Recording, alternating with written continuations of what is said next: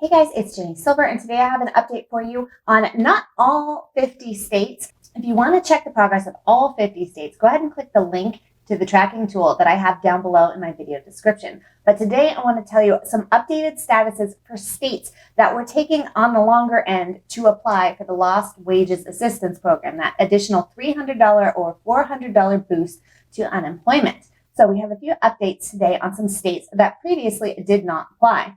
Delaware has applied, DC is pre-application, Illinois has applied, Kansas is pre-application, Nevada is pre-application, New Jersey is pre-application, South Carolina has applied. Now, South Dakota remains declined. They declined the aid quite a while back, and Nebraska is the only state that currently has not yet applied. Now, the Nebraska Governor Ricketts has stated in a press conference one day ago that he is still mulling over and weighing the costs of actually implementing the administrative side of the program, and that is the reason why he has not yet applied.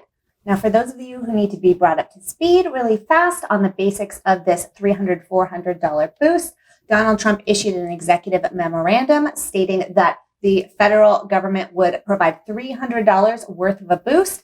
The states may be authorized to provide up to $100 in state benefit if they are able to do so. Now, states in most cases are not providing that additional $100. There are several states that are, but the majority are not. So in most cases, it's a $300 boost. Now, in order to receive the $300 boost, you must meet the requirements that Donald Trump stated in the executive memorandum, which include currently receiving $100 or more in state unemployment benefits and have used a COVID-related reason for your unemployment. Now, if you stated a qualifying COVID-related reason up front, then that would qualify you. However, if you have not, you will be asked to provide a statement later on. And if you are not unemployed due to COVID, then you do not qualify.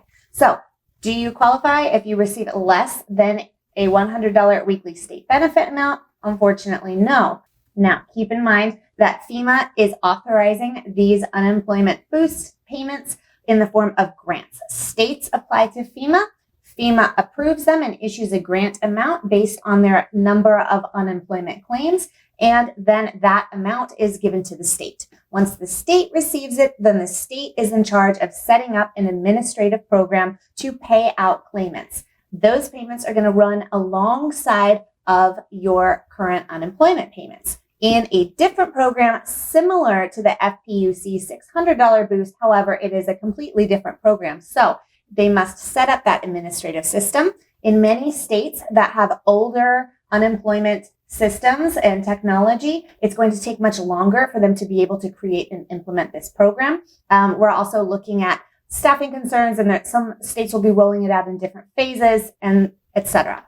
Now, once the state receives the money, they set up the program. You will need to go to your individual state's unemployment website to view updates on exactly when you are to receive that boost.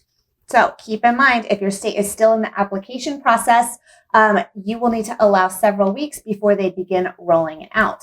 Now, FEMA is approving states initially for a 3-week term.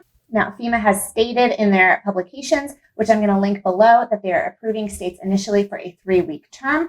After those 3 weeks of benefits are used, then states can then apply for more. Now, it's estimated that this program will last approximately 5 weeks in total. This depends on a few factors. Number one, we have a $44 billion allocation for this fund for the United States. This money is coming from FEMA's DRF, the Disaster Relief Fund, and it's $44 billion.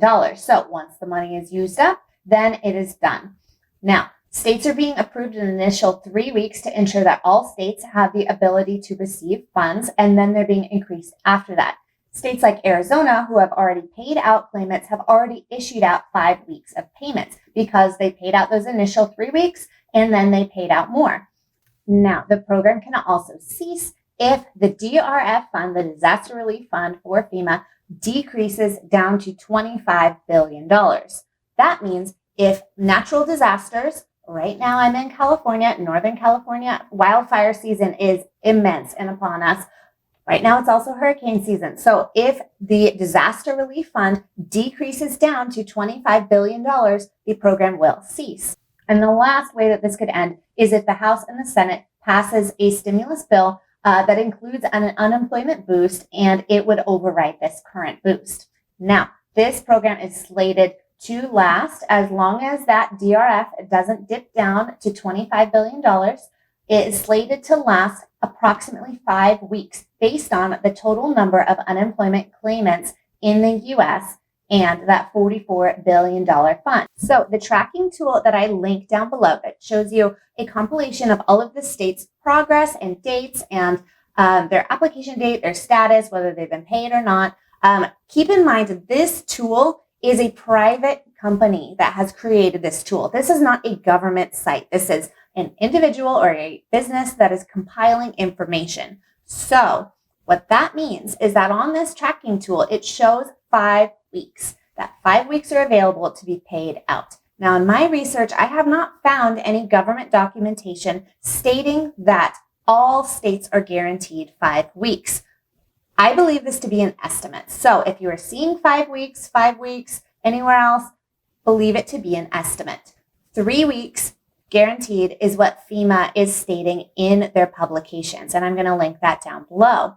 Now, states are receiving additional payments. However, once the DRF dips down below $25 billion due to natural disasters, or if the $44 billion that has been allocated for this program are used up, then the program will cease. So is it retroactive? Yes. The program's payments begin once implemented in your state, effective when that FPUC $600 boost ended. So claim week ending August 1st for 3 weeks, and then possibly longer. Now, one requirement of the executive memorandum written by Donald Trump was that the states are required to contribute $100 in order to receive this grant fund. Now, since that memorandum was written, FEMA and the Department of Labor have decided and stated very clearly in their documentation that these states may use their current $100 in claimants' weekly benefit payments. So